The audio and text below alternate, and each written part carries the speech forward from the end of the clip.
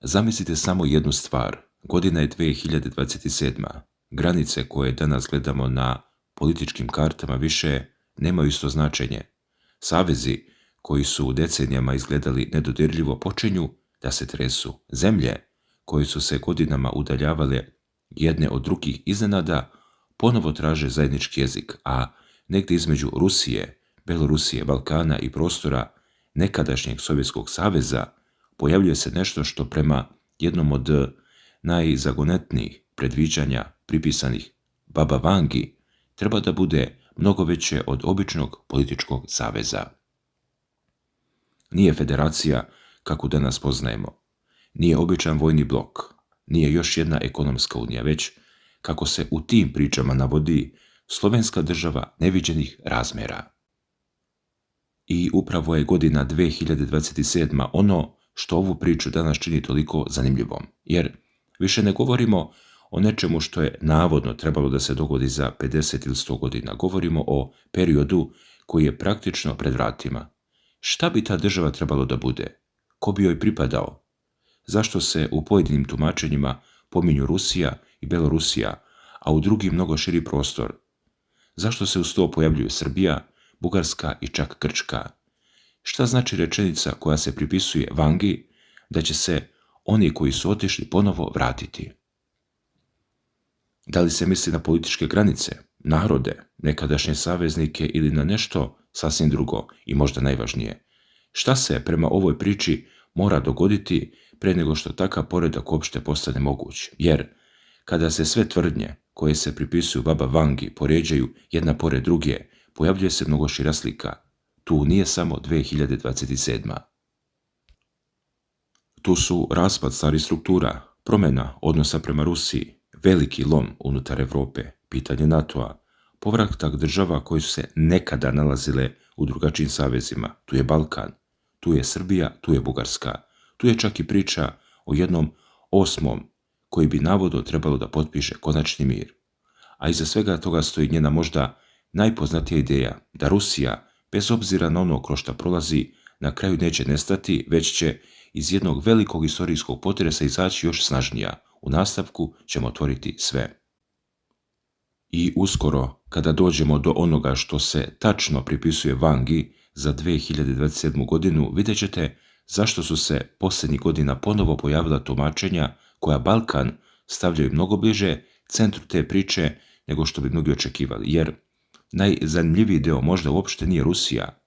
Najzanimljivije pitanje je ko joj se vraća i gdje u svemu tome Srbija. Priča koja se danas ponovo širi potiče iz tvrdnji o jednom starom snimku navodno napravljenom još 1995. godine. Novinar Sergej Kostornoj godinama je tvrdio da je razgovarao sa Vangom i da su pojedini delovi tog razgovora ostali neobjavljeni. Prema njegovom kazivanju postojao je snimak napravljen amaterskom opremom, a materijal je navodno bio u veoma lošem stanju. Vremenom su se pojavile tvrdnje da su stručnjaci pokušavali da ga očiste i izvuku delove razgovora koji ranije nisu mogli jasno da čuju. I upravo iz te priče dolazi rečenica koja je ponovo privukla ogromnu pažnju. Citiram, do 2027. godine bit će formirana slovenska država neviđenih razmjera. Zatim dolazi još jedan deo. Oni koji su otišli ponovo će se vratiti. Na prvi pogled 2 kratke rečenice, ali ako ih povežete sa drugim izjavama koje su Vangi pripisivani tokom prethodnih decenija, priča postaje mnogo ozbiljnija, jer ona navodno nije govorila samo o Rusiji kao zemlji. Govorila o prostoru, o narodima, o povratku, o jednom novom obliku zajedništva. Kostornoj je prema tekstovima koje prenosi njegovu verziju događaja još 1995. godine tvrdio da mu je Vanga opisivala buduću Rusiju kao središte veoma velike slovenske zajednice. U pojedinim verzijama to kazivanja ide se i dalje. Navodi se da bi buduća zajednica posjećala na Sovjetski savez, ali da bi bila još veća. I tada se pojavljuju 3 imena koja su za naš prostor posebno interesantna. Bugarska, Grčka i Srbija. Upravo zbog toga ova priča za Balkan nije samo neka daleka ruska legenda. Ako prihvatimo način na koji je prenose ljudi koji se pozivaju na Vangina kazivanja, Balkan se pojavljuje unutar same konstrukcije tog predviđanja. Ne kao periferija, već kao deo velike promjene. Vangi se pripisuje stav da je put Bugarske neraskidivo vezan za Rusiju. Nekoliko ljudi koji su govorili o susretima sa njom tvrdili su da je ponavljala da Bugarska ne treba da se udaljava od Rusije. Neška Robeva se prisjećala rečenice: Rusija je naša majka, ne smijete se udaljavati od nje. Prema istom kazivanju, Vanga je veoma burno reagovala i na mogućnost bugarskog približavanja NATO-u. Robevina verzija glasi da je Vanga udarala po stolu i govorila da Amerika neće spasti Bugarsku, već da će spas ponovo doći iz Rusije. Ponovo motiv povratka. I upravo taj motiv kasnije postaje centralni deo priče o 2027. Jer ako neko kaže oni koji su otišli vratit će se, odmah se postavlja pitanje ko je otišao. Da li se to odnosi na bivše Sovjetske republike, da li na države nekadašnjeg Varšavskog pakta, da li na slovenske države koje su nakon hladnog rata potpuno promijenile politički pravac. I tu se, kako tvrde pojedini tumači, ne govori o bukvalnom političkom povratku, već o stvaranju potpuno novog saveza pod drugačijim imenom. Dragi gledalci, to je već mnogo zanimljivije, jer Vangi se istovremeno pripisuje još jedna veoma važna rečenica. Rusija je majka svih slovenskih sila, a zatim oni koji su se okrenuli od nje vratit će se u novom obliku. Obratite pažnju na formulaciju. Ne kaže se da će se vratiti u Sovjetski savez. Ne kaže se da će ponovo nastati Varšavski pakt. Ne govori se o vraćanju stare države, govori se o novom obliku. Upravo tu nastaje priča o nečemu što bi moglo biti potpuno drugačije od svega što smo ranije vidjeli. Možda zajednica država, možda politička konfederacija, možda ekonomski bezbednosti prostor, možda nešto što danas čak nema ni jasno ime. Ali u kasnijim prenošenjima te priče koristi se mnogo snažni izraz. Slovenska država. Ljudi, i to neviđenih razmjera, tvrdi: zašto baš 2027. Tu dolazimo do ključnog problema svakog ovakvog predviđanja. Vanga je veoma često govorila simbolično, ali veliki deo onoga što joj se danas pripisuje dolazi preko ljudi koji su njene reči čuli, zapisivali ili kasnije prepričavali. Zbog toga različite verzije nisu uvijek potpuno iste, ali godina 2027. se u ovoj konkretnoj priči pojavljuje veoma jasno. I ako gledamo ne kao jedan izolovani datum, već kao deo šire slike koju pripisuju, onda se navodno pre formiranja takve zajednice mora dogoditi veliki prelom u Europi.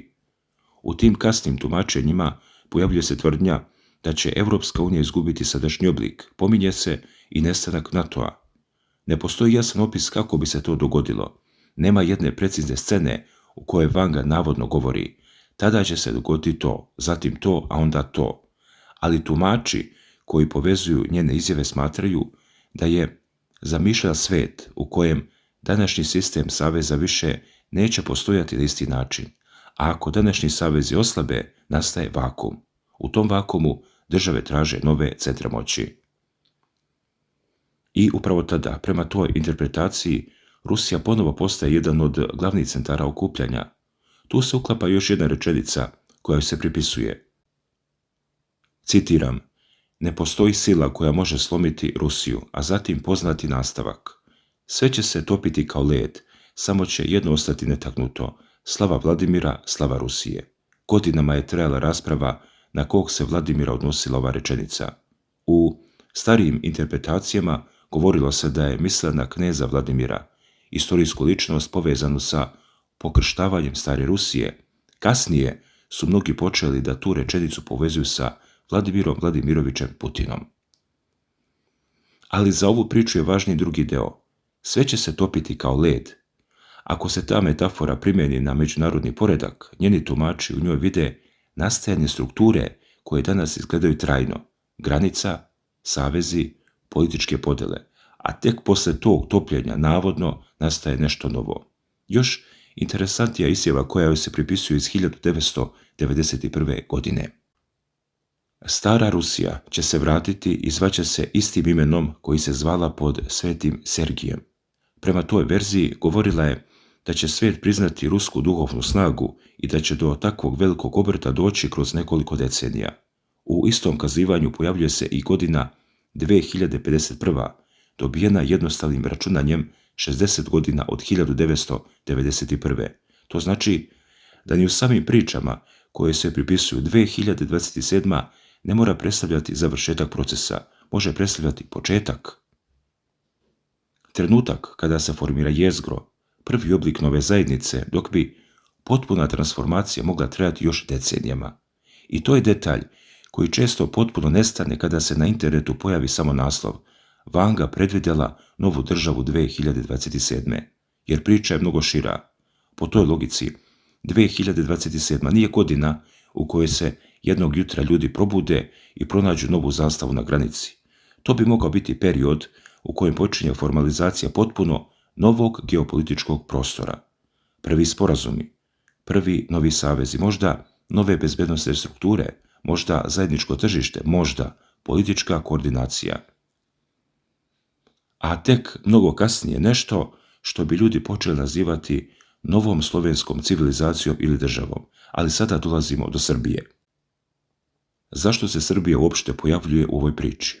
Prema Kostornojevoj verziji Vanginih kazivanja, buduća velika država ili zajednica ne bi obuhvatala samo prostor bivšeg Sovjetskog saveza. On tvrdi da je govoreno i o drugim zemljama.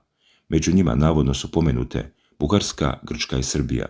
Za Bugarsku postoji čitav niz dodatnih priča, a za Srbiju mnogo manje direktnih detalja i upravo zato je njeno pominjanje zanimljivo. Jer ako neko govori o strogo slovenskoj državi, onda se Grčka ne uklapa bukvalno u tu definiciju. Grci nisu slovenski narod. To odmah pokazuje da je izraz slovenska država možda nije trebalo shvatiti isključivo etnički. Moguće da ljudi koji su kasnije prenosili ovu priču koriste taj izraz za širi pravoslavni ili geopolitički blok. A tada Srbija dobija potpuno drugačiji značaj. Ona bi bila prirodna veza između slovenskog i balkanskog prostora, sa jedne strane Rusija i Belorusija, sa druge Bugarska, dalje Grčka, a između njih Srbija kao država koja istorijski ima duboke kulturne, verske i političke veze sa Rusijom, ali se geografski nalazi u samom središtu Balkana.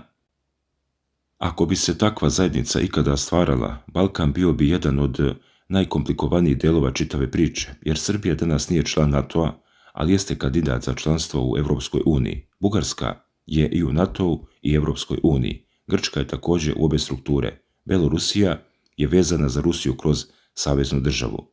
Sama Rusija je centar potpuno drugačijeg bezbednosnog i ekonomskog sistema. Dakle, da bi se čak i teorijski pojavila zajednica kakva se opisuje u tim Vanginim proročanstvima, evropski poredak bi morao pretrpeti ogromne promjene i upravo zato su tumači toliko pažnje posvetili njenim navodnim tvrdnjama o Evropskoj uniji i NATO-u. Bez nekog velikog potresa, postojeće članstvo pojedinih zemalja praktično bi blokiralo takav razvoj događaja, ali ako se promeni sam sistem, onda se menja i računica. Tu počinje ono što mnoge najviše privlači u ovoj priči. Ne tvrdnja da će se jedna država proširiti, već tvrdnja da će se ceo sistem promeniti dovoljno da nešto što danas deluje nemoguće postane moguće. Vanga je, prema ljudima koji su je poznavali, Rusiju posmatrala kroz mnogo duži istorijski period od jedne vlade ili jednog predsjednika. Dimitr Filipov, nekadašnji bugarski premijer, govorio o susretu iz 1991. godine. Prema njegovom svedočenju, on je tada izneo svoje mišljenje o Mihajlu Gorbačovu i raspadu Sovjetskog saveza. Vanga ga je navodno dugo slušala, a zatim rekla: "U pravu si, potpuno si u pravu." Ona je prema drugim prepričavanjima još krajem 70. godina govorila da će stari lideri otići, da će doći novi ljudi i da će se svijet radikalno promijeniti. Kasniji tumači povezali su to sa dolaskom Gorbačova i raspadom Sovjetskog saveza, ali zanimljivo je šta navodno dolazi nakon raspada. Ne večna slabost Rusije, ne nestanak Rusije, već povratak. Zbog toga je jedna njena rečenica iz 90. godina postala posebno popularna. Rusija nije pilula koju možete progutati. Dimitr Filipov je navodno 1993. godine zapisao i Rusija je velika i ostaće velika. Drugim rečima, čitava linija ovog proročanstva izgleda ovako. Prvo dolazi raspad, zatim slabost, zatim haos, zatim oporavak, a nakon toga novo okupljanje. Ako je ta konstrukcija tačna, onda je 2027. samo sljedeća faza tog procesa i tu ponovo dolazimo do rečenice: oni koji su otišli ponovo će se vratiti. To može biti najvažnija rečenica u čitavoj priči, jer ona automatski otvara pitanje Istočne Europe. Ali ako pogledamo kontekst, Vangini tumači uglavnom ga povezuju sa prostorom nekadašnjeg Sovjetskog saveza, a onda se krug širi: Bugarska, Srbija, Grčka i možda još neke zemlje koje u ovoj fazi priče nisu imenovane. To je već prostor od ogromnog geopolitičkog značaja, od Baltika preko Crnog mora do Balkana i Mediterana. I upravo zato priča o 2027. nije zanimljiva samo ljudima koji prate proročanstva. Ona se savršeno uklapa u jedan mnogo stariji strah Europe, da bi kontinent ponovo mogao biti podijeljen u potpuno nove blokove, ali Vangi se pripisuje još jedan motiv: duhovna promjena. Ona navodno nije Rusiju posmatrala samo kao vojnu ili političku silu, govorila je o njenoj duhovnoj superiornosti. To je veoma važna razlika, jer možda ono što je nazivano državom uopšte ne mora da bude država u klasičnom smislu. Možda se govorilo o civilizacijskom prostoru, zajednici naroda koji dele određene istorijske, kulturne i verske veze. U tom slučaju postaje mnogo lakše razumjeti zašto bi se u istom krugu našle i slovenske i neslovenske zemlje. Grčka bi tada imala smisla, kao i druge pravoslavne zemlje. Srbija bi imala smisla, Bugarska također. Rusija bi predstavljala centar, a Belorusija jezgru tog prostora. Ali, da bi do svega toga došlo, prema proročkoj logici ove priče, svijet prvo prolazi kroz veoma težak period. I upravo tu se pojavljuje Ukrajina. Vangi se pripisuje predviđanje da će brat krenuti protiv brata. Stojan Petrov, jedan od ljudi koji su govorili o njenim rečima, tvrdio je da su dugo pokušavali da razumeju na šta se ta rečenica odnosi. U jednom trenutku mislili su da govori o ratovima na prostoru bivše Jugoslavije, kasnije o drugim sukobima. Na kraju su pojedini tumači tu rečenicu povezali sa ratom između Rusije i Ukrajine. U drugoj verziji pripisane izjave govori se o crnomorskoj državi koja će biti uvučena u strašan rat u 21. veku. Navodno, pojavljuje se i broj 23. Kasniji autori povezivali su to sa periodom od proglašenja ukrajinske nezavisnosti 1991. godine do događaja 2014. Uz to se pojavljuje jedan od najmisterioznijih pasusa. Doći će Barut, pokrenut će rat. Zatim će doći zeleni vladar, veseo, svi će ga voljeti. Poslije toga se navodi da će zemlja biti rastrgnuta i narod podijeljen.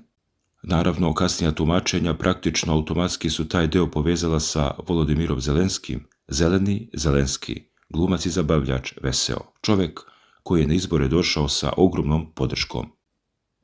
Dragi gledaoci, iako su ovakva povezivanja nastala naknadno, ona su razlog što je ovo proročanstvo ponovo postalo viralno. Ljudi, ako bi se sutra zaista pojavio veliki slovenski savez sa Rusijom i Belorusijom u centru, da li biste očekivali da Srbija bude deo njega? Da li bi Bugarska ikada napustila sadašnji geopolitički kurs? Da li bi Grčka mogla da se uklopi u takvu zajednicu? I šta bi moralo da se dogodi Evropi da bi nešto što danas zvuči gotovo nemoguće za samo nekoliko godina postalo ozbiljna politička tema, a posebno zapamtite godinu 2027. Jer prema priči koja se pripisuje Vangi, upravo tu počinje nešto što ona navodno nije opisivala kao običan savez, već kao slovensku državu kakvu svijet do tada nije video. Da li je to samo jedno od kasnijih tumačenja njenih reči ili se u starim snimcima zaista krije nešto mnogo konkretnije, ostaje otvoreno. Ali, ako se u narednom periodu zaista pojave prvi znakovi velikog političkog okupljanja oko Rusije, ljudi će se sigurno vratiti u ovoj rečenici. Oni koji su otišli ponovo će se vratiti. I tada će pitanje biti samo jedno: ko je sljedeći?